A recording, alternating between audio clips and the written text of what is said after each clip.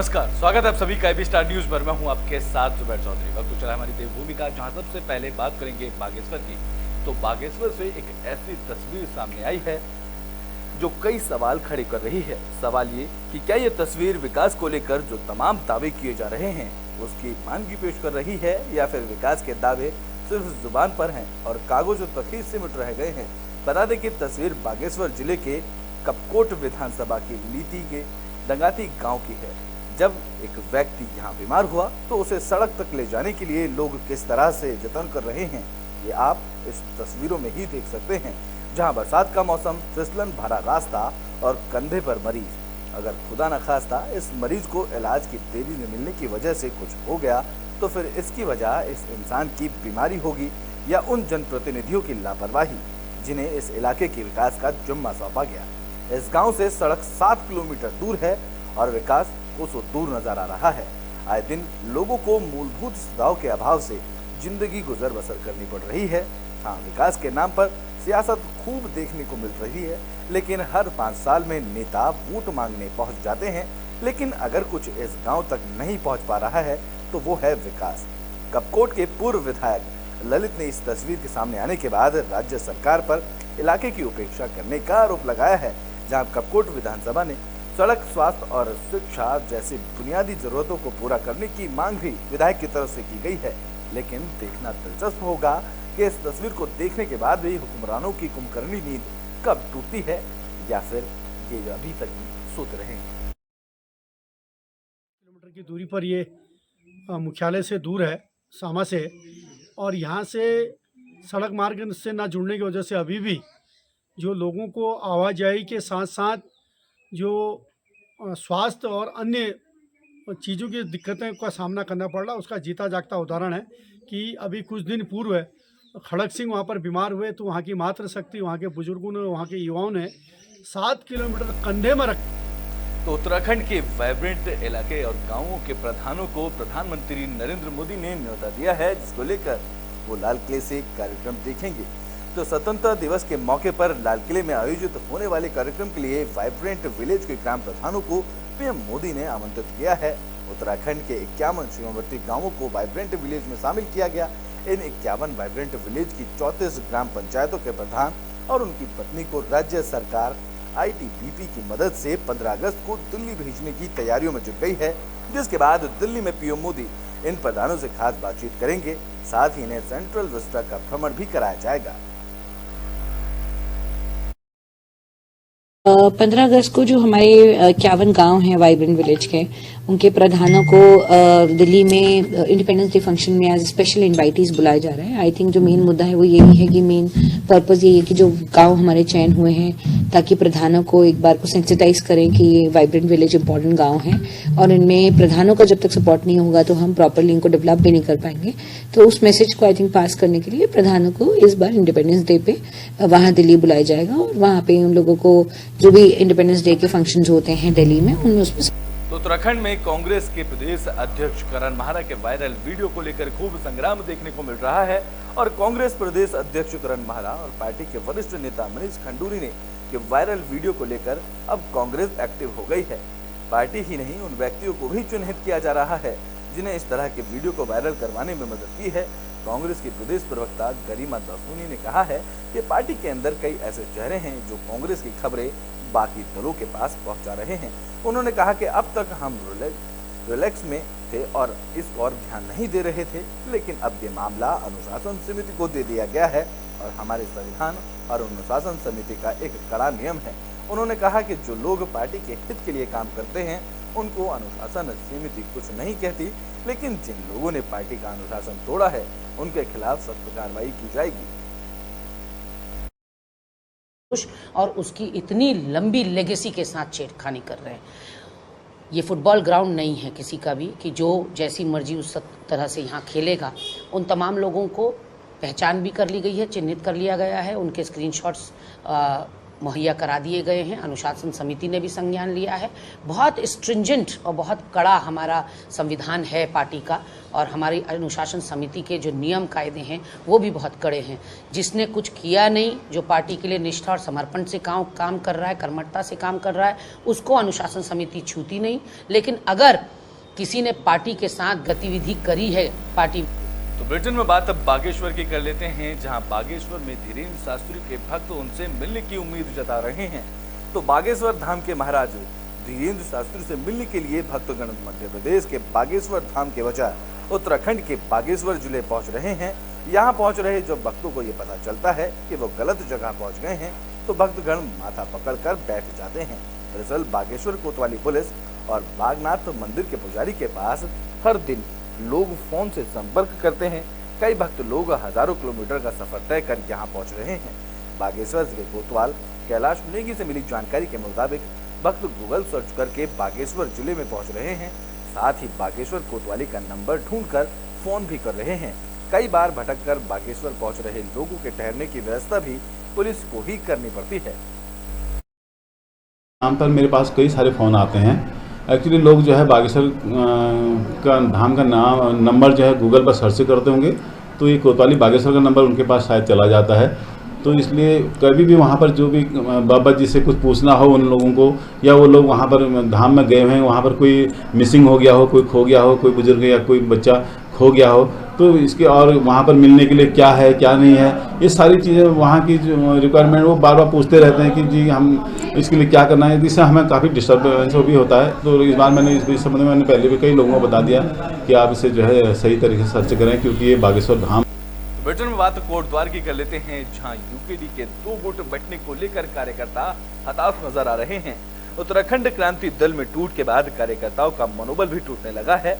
उत्तराखंड क्रांति दल के लिए अपना जीवन समर्पित करने वाले कार्यकर्ताओं की माने तो जब से भी यूकेडी ने उभरने की कोशिश की है, तो पार्टी में फिर बिखराव की स्थिति पैदा हुई है। यूकेडी के वरिष्ठ कार्यकर्ता पितृशरण जोशी ने यूकेडी के 2 गुटों में बैठने पर गहरी चिंता व्यक्त की है। जब भी थोड़ा सा प्रोग्रेस में आती है और तभी ये कुछ ना कुछ यहाँ हो जाता है। अब ये मैं समझ नहीं पा रहा हूँ कि ये किस तरह की लड़ाई है, ये किस तरह की लड़ाई लड़ना चाहते हैं जो हमारे कार्यकर्ता लोग हैं। थोड़ा धैर्य से काम लेना चाहिए। और मैंने सुना कि अध्यक्ष के बारे में सारी वो चल रही है, लेकिन अध्यक्ष तो हमारे केंद्रीय अध्यक्ष अभी काशी मेरी हैं, वो जब भी इस सम्मेलन को ब्रिटेन में बात काशीपुर की कर लेते हैं, जहां एक फ्लाईओवर निर्माण को लेकर कांग्रेस और बीजेपी आपस में सामने आ गए हैं। तो उधम सिंह नगर में काशीपुर में लोगों को जाम की समस्या से निजात दिलाने के लिए फ्लाईओवर का बनाया जा रहा था, लेकिन अब इस फ्लाईओवर का निर्माण कार्य लोगों के लिए जी का जंजाल बन रहा है। लोगों को एक जगह से दूसरी जगह जाने के लिए लंबा सफर तय करना पड़ रहा है और जाम की समस्या से भी यहाँ लोगों को जूझना पड़ रहा है। ठेकेदार और जनप्रतिनिधियों के बीच मीटिंग का दौर लगातार जारी है, लेकिन मीटिंग में सिर्फ खानापूर्ति ही की जा रही है, जिसकी वजह से फ्लाईओवर का निर्माण कार्य पूरा नहीं हो पा रहा है। इस मामले को लेकर कांग्रेस ने बीजेपी पर तंज कसा और मनमाने ढंग से फ्लाईओवर का निर्माण करवाने का भी आरोप कांग्रेस ने बीजेपी पर लगाया। तारीख पे तारीख, इसका तारीख का कोई फिक्स तारीख ही नहीं निकल पा रही है।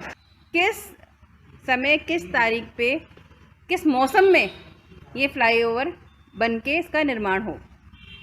इससे आम जनता के लिए ये इतना जी का जंजाल बन चुका है आज की डेट में कि जो फ्लाईओवर के पास में दुकानें थीं उनका काम बिल्कुल ठप हो चुका है।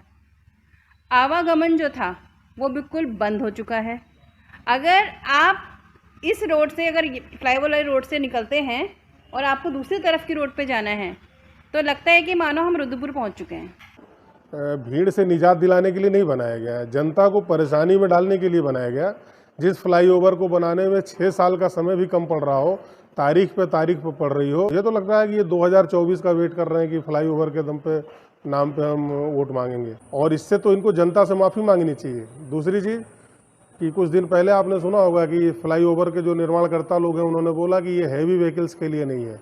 तो मैं तो इस हिंदुस्तान में पहली बार सुन रहा हूँ कि हैवी व्हीकल्स के लिए अगर फ्लाईओवर नहीं है तो क्या फ्लाईओवर जो साइकिल चलाने के लिए बुलेटिन में बात टनकपुर की कर लेते हैं, जहां संविदा कर्मचारियों ने सीएम धामी को ज्ञापन दिया है।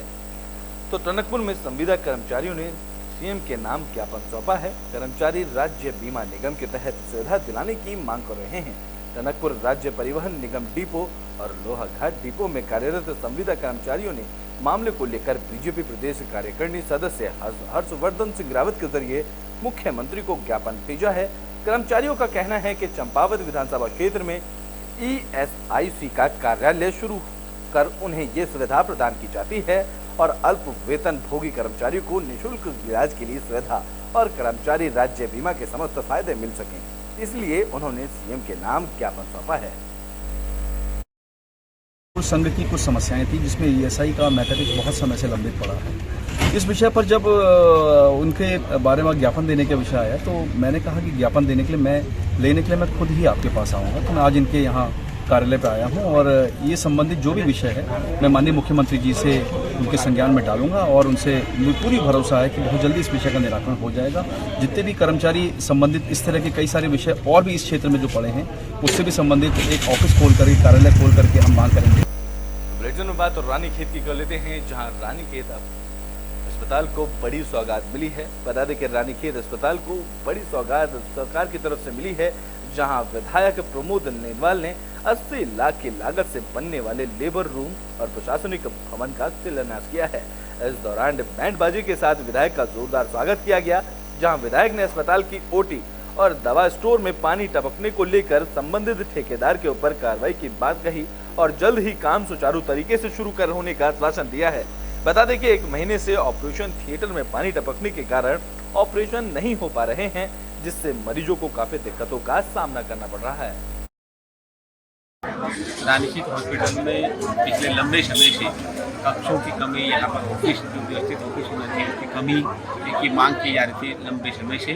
आज मैंने 80 लाख रुपए की लागत के लेबर रूम और ऑफिस के कार्यालय की यहाँ शिलान्यास किया है और इसी के साथ यहाँ पर कोविड के लिए एक बड़े हॉल और कोविड से जैसी जो महामारियाँ होती हैं उसे बचने के लिए जो यहाँ पर हॉल का निर्माण होना है उसका भी शिलान्यास बहुत जल्दी होना है और उसके साथ ही साथ यहाँ पर CT स्कैन और NICU खोलने की प्रक्रिया भी अभी चल रही है। बहुत जल्दी दोनों चीज़ें यहाँ पर जो कॉन्ट्रैक्टर थे उनकी लापरवाही से उन्होंने, चूँकि यहाँ पर निर्माण कार्य करना तो प्री फैब्रिकेटेड यहाँ पर भवन बनना था, उन्होंने समय का और मौसम का ध्यान में न रखते हुए उसकी छत पर निर्माण कार्य आरंभ कर दिया और जिसके कारण यहाँ पर बहुत सा पानी बरसात में अंदर आया और यहाँ पर लगा अस्पताल को काफ़ी क्षति भी हुई और हमारा थिएटर को बंद करने की नौबत आ गई।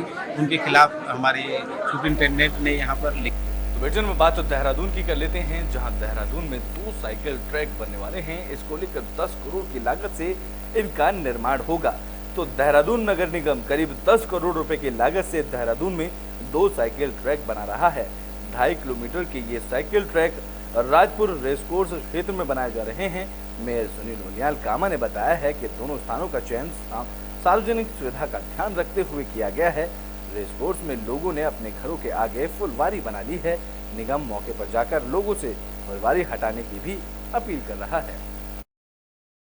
रेस कोर्स में और जो हमारा राजपुर रोड पे बनना है साइकिल का ट्रैक, अभी रेस कोर्स जो हमारी वेलफेयर सोसाइटी है उनके साथ वार्ता करनी है। ये अभी विधायक जी भी आए थे, हमने उसमें बात करी है कि नगर आयुक्त जी, हम और PWD एक संयुक्त उसमें निरीक्षण करेंगे, क्योंकि अधिकतर लोगों ने जो है रेस कोर्स में घर के आगे जो है वहाँ फुलवारियाँ बना रखी है, तो उनसे बात करके वो फुलवारियाँ पहले हटानी है सारी की सारी, उसके बाद उसमें साइकिल का ट्रैक बनेगा। अभी कल ही जो है अभी विधायक जी से बात हुई, कल हम उसका जो है एक मौके पे जो आके PWD और हमारे नगर निगम के सभी अधिकारीगण हम जाएंगे, उसका एक सर्वे करेंगे और जो जिन लोगों ने जो है उसमें ये फुलवारियाँ लगा रखी हैं उनसे कहेंगे कि इसको हटा लें, हटाएंगे उसके बाद उसको बहुत जल्दी उस काम को प्रारंभ करेंगे। रेस कोर्स में और उत्तराखंड में गोल्डन गर्ल नाम से मशहूर मानसी का चयन 20 किलोमीटर की वॉक रेस में हो गया है।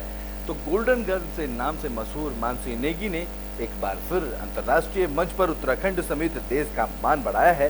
चीन में चल रहे वर्ल्ड यूनिवर्सिटी गेम में 20 किलोमीटर की वॉक रेस के लिए उनका चयन हुआ है। मानसी इन दिनों चीन में ही हैं और वह इस चैंपियनशिप में देश का प्रतिनिधित्व करेंगी। मूल रूप से चमोली जिले के मछोटी गांव की रहने वाली मानसी ने पिछले साल गुवाहाटी में 11 से 15 नवंबर तक आयोजित 37वीं नेशनल जूनियर एथलेटिक्स चैंपियनशिप में अंडर 20 महिला वर्ग की 10,000 मीटर वॉक रेस में गोल्डन जीता था।